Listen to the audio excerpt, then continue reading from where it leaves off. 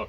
Hey guys, this is Mike coming at you today from Player One Video Games with, what is this, episode 4? 4. Episode 4, Castro, of Storytime with Mike, going through the history of the gaming systems as I saw it when it happened live in the 80s. And today we're going to be talking about the Sega Master System. And did I have one? Did you, Mike? Yes, let's do a footnote though. I did not have it at launch, and I'll tell you how I got mine. It was pretty much around the time when it was still active. So this was the competitor to the NES, right? Mm-hmm. And I look at it as like, it's a really good comparison, the Atari 2600 to the Intellivision, right? Yeah, sure. You know, whenever you went to the store and you saw an Atari, you would see an Intellivision right there with it, all the games and everything.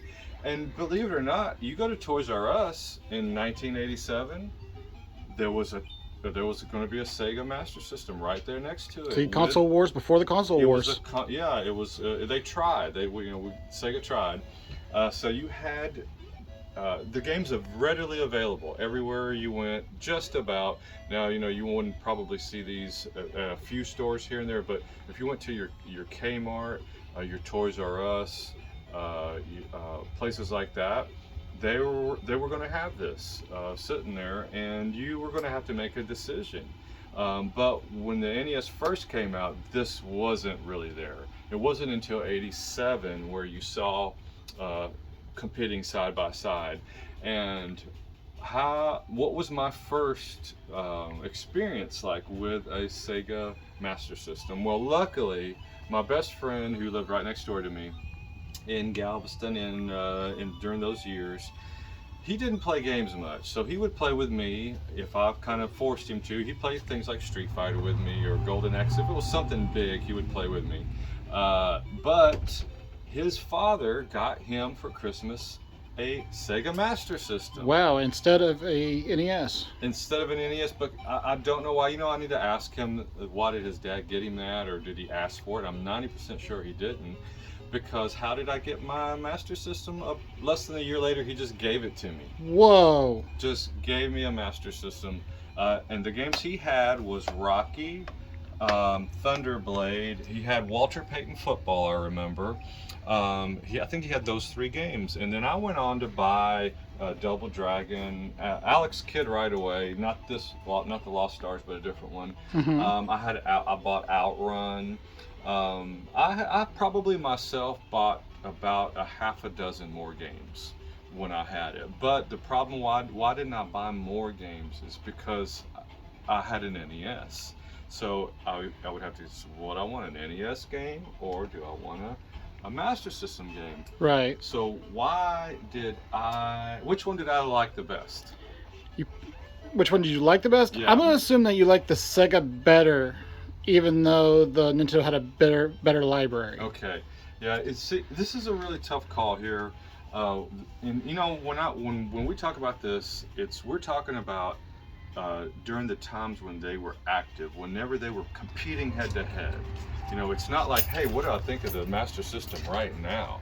Or what do I think of this, Turbo Graphics right now? It's what do I think of the Master System during the time when it was active? Right. Like, let's turn it on real quick. And Castro, you were saying, but listen. Sega, right? They just did it musically instead of verbally back then. So let's talk about the games themselves. So the one thing I know about the Master System is that it has a game pre-built into the system. Yes, that's right. It did. So it's like a bonus game. That's right. I forgot about that. So did the one yours? I had. Go ahead. I can't remember. No, it wasn't the 3D one. So it wasn't. It was the snail maze. It was. Yeah, that was the one mine had. I think. Okay. But whatever it was, I didn't play it much. So, okay, this is going to be a tough thing to compare. All right, let's start with Double Dragon. Sure. All right, Double Dragon on this Master System compared to Double Dragon on the NES. What's the difference between the two? All right. Okay. Let's pop it in and take a quick look. And see, we're not going to do the Double Dragon because everybody kind of knows what that one looks like. Oh, I right? see you're not struggling trying to get the cartridge in. Or, wait a minute, should I blow on these cartridges? No, I I wouldn't. don't have to blow on these. Don't need to, right? So let's kind of take a look at the Double Dragon and show the difference between these two. First, you were saying it's not single dragon. That's right. NES is single dragon. Right. And this one is actually a double dragon for 1 or 2 players. Look at that. Push start on the second person. So what do I notice right off the bat? I'm losing. So what do I notice right off the bat is looks a notch better, right? Right. Than the NES one, and it plays definitely a level faster than the NES one. Music seems a little bit better, and it's hard to put. I'm dying over here. These guys are getting me. There we go. And so it's a faster gameplay. Look at this. It's looks better. So it's just a notch better. And why was that? It was because the NES was engineered in '83, right? Right. And this one was engineered about 2.5 years later, or so. So it had a better processor. It could basically almost do. They had the ports from Brazil. The Genesis ports back in the day. So the Double Dragon was a better version on the Super. Let's get to the nitty-gritty of it though. All right, let's compare like a similar game, like a Rocky boxing game to Mike Tyson Punch-Out. All right, there we go. All right, let's do that. This one, okay, when you're doing that, the issue is gameplay, right? Right. A lot of times, the games look great. The games run fast, they play well, but they don't play as good as an NES game a lot of times. Right. Like, did I like the basketball game on Master System, or did I like Double Dribble? Man, I like Double Dribble better. Fair. Gameplay, but it looked kind of better on the Master System. How times have pretty much staying the same at this point. Tecmo Bowl versus Walter Payton football. Played better Tecmo Bowl, right? Yeah. So that was the true issue, was the gameplay of everything. If it was a light game for light game, if you had Outrun, I don't think Outrun was on the NES, was it? That was only on the Genesis. Yeah, it was only on the Genesis at the time. That was it, but you had Rad Racer on there. Now, which one did I think I liked Rad Racer a little bit better than Outrun on this one. So the gameplay was a little bit better on the NES, and I think the Master System only had like 10% of the market share back then. Right. At best. Well, Nintendo really had a copyright hold on everybody. Yeah, they had an illegal monopoly, right? So they kept companies from making games for the Master System. Was probably the biggest issue, or I think it would have gone closer. It would have never been 50-50. NES had too big of a head start. Right. But I think it did just good enough to where they were able to get a Genesis out. But the one cool thing, like this light gun, the light phaser, this thing you can tell is a better quality than the Zapper for the NES, and the games were pretty good on it. But one thing that really was interesting and really done well was these 3D glasses. I bought some. I don't remember where I got them. I think I got them at a garage sale or something. Wow. Back then, like a year or two after I got the Sega, I got the shutter, and they're shutter glasses, so each one closes off an eye really quickly. How is it though? How is the 3D on it? I remember putting it on and thinking this is going to be like 1983 Friday the 13th Part 3 in 3D with a crappy, 50s style glasses with the blue and red eyepieces, plastic pieces. But no, this was legit for back then. I mean, I was really floored. I was shocked about how good. Would you say, even though it was like a decade before, better than the Virtual Boy? For 3D? For 3D. Yes, it's better. I wouldn't throw up. I wouldn't get an upset stomach with the Sega 3D glasses, but for the time it was amazing, and I think these don't get as good, pub or get credit for what they could do for the time, because by the time these came out, man, things were just NES crazy, right?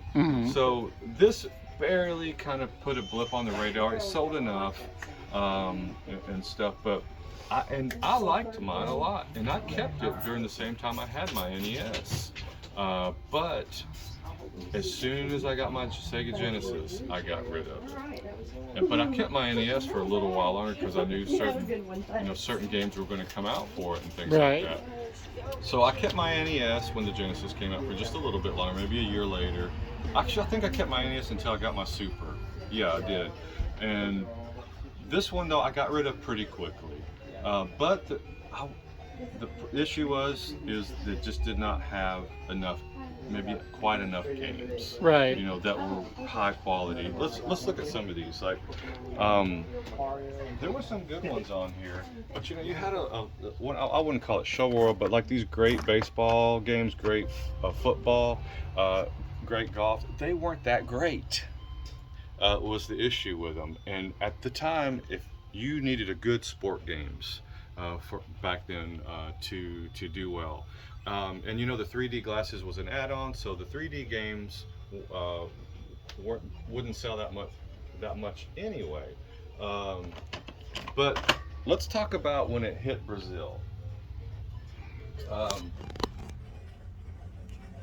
Now, it's funny, in 89, they started distributing this in South America, and in 90, so they started coming out with the Genesis games, Streets of Rage, Golden Axe, Sonic, ported to this Master System, right? And to be honest with you, I had no clue they were doing that, because they really only sold them down there. By 1989, when the Genesis hit America, this was DOA. Right. It was gone. I think a lot of it just had to do with their trade embargoes. Right, yeah. But it was 100%, you never saw it again, maybe at a garage sale or something, and you didn't even want to play this anymore. You were done with it, So but I think it holds a really, really good, interesting spot, I guess, in the history, because without the little bit of success it had, do you think the Genesis that would have made a Genesis? I don't think so. I really don't think so. I think it had got just enough success that it created a Genesis, which then truly created the console wars, and then it made everybody try harder and better, and but back then, this, to me, it was cool though. I really did like it.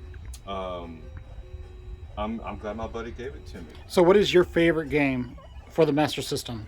My favorite game on the Master System, I probably only pull out my Master System once a year. I don't have my Sega, when I got rid of everything. So I didn't get my Master System back until, I got Sonic for the Master System at the house.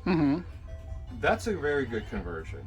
The things like Golden Axe and the Streets of Rage, I remember doing the same thing, but I didn't like the control of them, because it almost moves in squares when you're the barbarian guy. So he'll just move into that square or this square.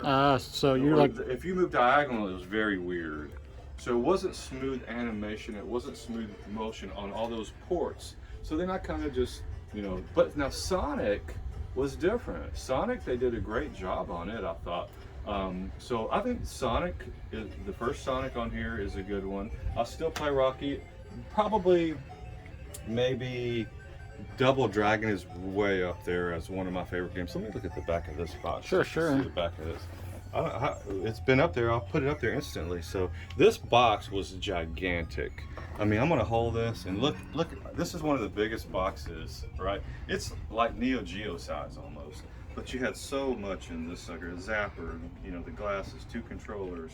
I love this box. We just actually got it traded in maybe last summer. I was so excited to get it because I've been waiting on a Sega box to get traded in forever.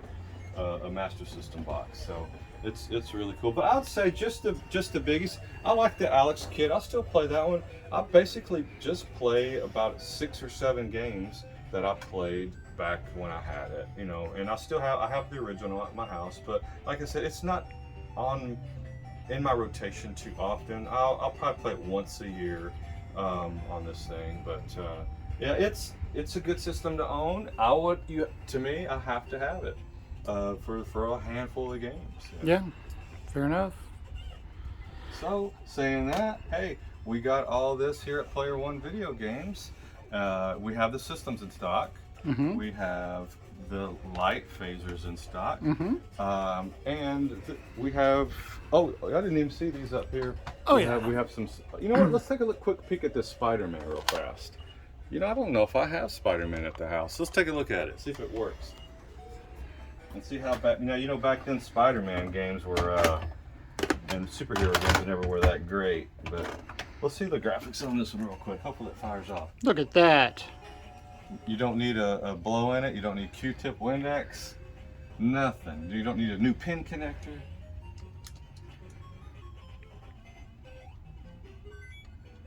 Come on. Oh yeah, there we go. They really want you to know, hey, that is a port of the Genesis one. Is it? Is this a ported over one? It is. See, look at that. Oh, look at that. You can swing it up there. Okay, yeah, it is, huh? Look at that. He's hanging there. This reminds me of a Miles Morales. I wouldn't even know. I was there we go. is he There we playing go. PS5? Yeah, No. I thought I was playing the PS5 for a second. Look at this, how you can go. This reminds me of, you know, of the Atari 26. Man, this is not bad. So you guys stay on this building, huh? Yeah. Okay, that's pretty cool. Yeah, not I've bad. never played that one. I've never played the Spider-Man on there, so. All right, awesome. Hey, we got this for sale. So come get your Spider-Man. Come get your Double Dragon. Come get your Sega fix. Yeah, you know, even if it's something you want in your collection, and you won't ever hardly play it, maybe you play it once a year like I do. I still have to have my Sega stuff. I love Sega. I love Nintendo too, but Sega kind of holds a little bit more of a special place for me during this era. So it was really neat. So hey, you got anything to say about this, Castro? I just don't think it gets enough credit for what it is. Me too. I think it's better than the Nintendo. Yeah, I said it. I think it's if it's game to game, if you're making the same, imagine if they made Mike Tyson's Punch Out on this, Oh, it would be better. absolutely. Yeah, it would be better. I do agree with that. Y'all make sure you leave your comments and your hate mail in the comment section. And say, I hate you. You suck. So, That's all right. So hey, saying all that, come on down to Player One. It'll be a great time.